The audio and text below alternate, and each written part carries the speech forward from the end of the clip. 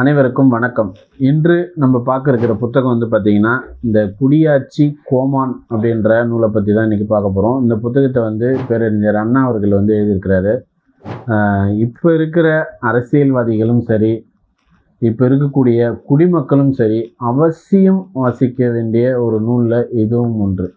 முக்கியமாக வந்து சொல்லணும்னா வந்து குறிப்பாக வந்து திமுககாரங்களே வந்து இந்த புத்தகத்தை வாசிக்கணும்.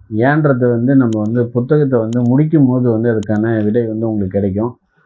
எல்லாருமே ஒரு அரசியலில் புதுசாக வரவங்களா இருக்கட்டும், ஏற்கனவே அரசியலில் இருக்கிறவங்களா இருக்கட்டும், ஒரு குடிமகனாக இருக்கட்டும், அனைவருமே வாசிக்க வேண்டிய ஒரு நூல் வந்து இந்த நூல். ஏன்னு கேட்டால் வந்து அவ்வளவு கருத்துக்களை வந்து அவ்வளோ நுட்பமாக அரசியலை வந்து ஆராய்ந்து நமக்கு வந்து ஒரு கட்டுரை வடிவில் வந்து கொடுத்துருக்கிறாரு. குடியாட்சி கோமான்ற ஒரு தலைப்பு மட்டும்தான் இன்றைக்கி பார்க்க போகிறோம்.